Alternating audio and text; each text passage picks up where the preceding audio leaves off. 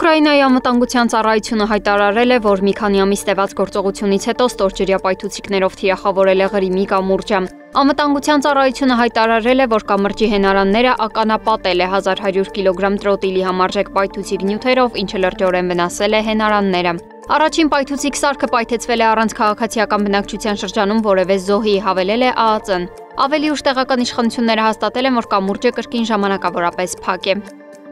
Հարավային Գազայի հատվածում գտնվող բաշխման կետերից օգնություն ստանալու ճանապարհին պաղեստինցիները երրորդ օրն անընդմեջ կրակի տակ են հայտնվել։ Զոհվել է 30 մարդ, կան տասնյակ վիրավորներ։ Հարավային Կորեայի ընդդիմության առաջնորդ Լի Ջեմյոնն արդեն պաշտոնապես երկրի նախագահն է։ Նրա երթմնակալությունը տեղի է ունեցել երկրի նախկին առաջնորդի կողմից ռազմական դրություն հայտարարելուց եւ երկիրը քաոսի մեջ գցելուց 6 ամիս անց տեղի ունեցած դրամատիկ արտահերթ ընտրություններից հետո։ Պաշտոնական արդյունքները ցույց են տվել, որ Լին հաղթել է գրեթե 3 միլիոն ձայնի տարբերությամբ, առաջանցնելով իր հիմնական մրցակից գործող պահպանողական ժողովրդական ուժ կուսակցության անդամ Կիմ Մուն Սոից։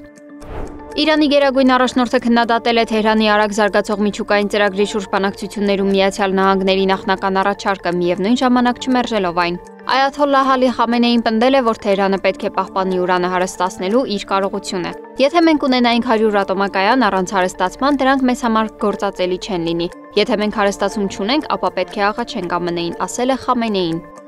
Թուրքիայի արտգործնախարար Հական Ֆիդանը X-ի իր միկրոբլոգում կատարած գրառմամբ անդրադարձել է Ստամբուլում Թուրքիայի հյուրընկալությամբ կազմակերպված Թուրքիա-Ռուսաստան-Ուկրաինա եռակողմ հանդիպման արդյունքներին։ Ֆիդանը նշել է, որ հանդիպումն անցել է կառուցողական մթնոլորտում եւ կողմերը մեկ քայլ առաջ են տարել այն հարցերը, որոնց շուրջ առաջին հանդիպման ժամանակ արդեն իսկ համաձայնության էին եկել։ Նա հանդիպումը գոհացուցիչ է որակել ու շնորհակալություն հայտնել պատմական այդ գործընթացում Թուրքիային վստահելու համար։